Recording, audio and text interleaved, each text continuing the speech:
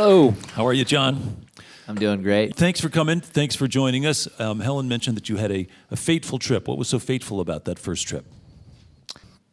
Bought 10 water filters, my own money, and went over on a surf trip to Indonesia. And the fateful aspect of the trip was I was caught in an earthquake when I was there. And it was really, when I say that, I mean it in a very extreme way. I mean, the building that I was supposed to be staying in that night, I didn't come in because I was in rough seas, and was delayed, and the building fell and everybody perished.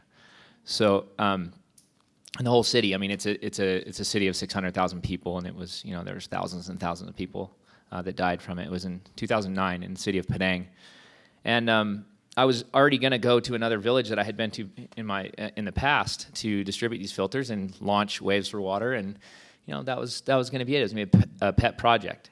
And but when that happened, I was essentially a first responder. I had these assets on me, and I was able to kick into gear a little bit, and I learned so many lessons at like a hyper speed.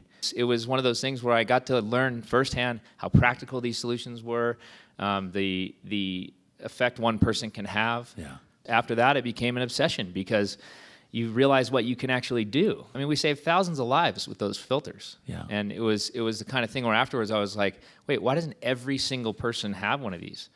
It's not a question of technology, it's a question of access. Yeah. So what happened then after the trip? What was the next step after that? When I got home, I was like, this is not cancer or HIV or these big global problems that have questions that don't have answers.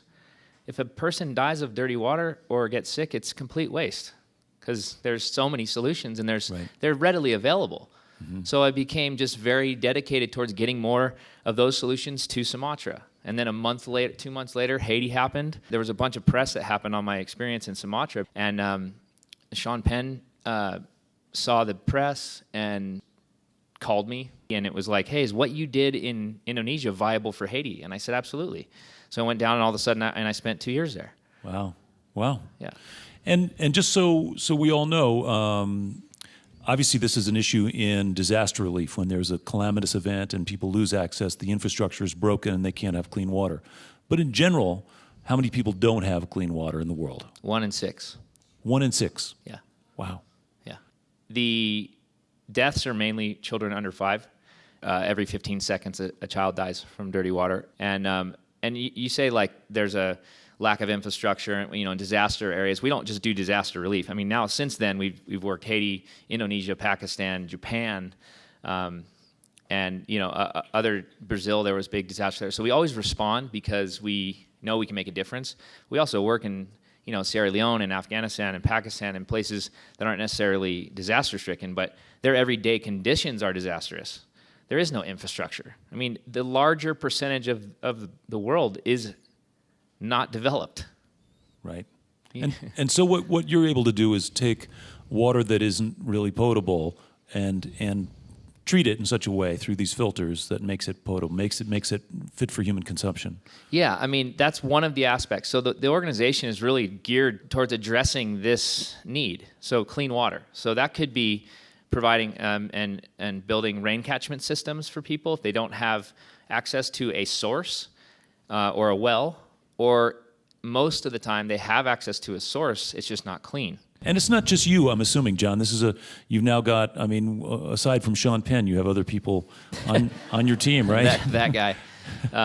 Yeah. No, I mean, it is very lean by design, the organization. Yeah. But of course, yeah, I mean, I still work with my father, and I have probably another handful of people that are more like project managers. Mm-hmm. I don't want to build a big infrastructure. I don't need to. Right. So, how much do these things cost, these filters? So the filters we use are $50, and they last for 1 million gallons.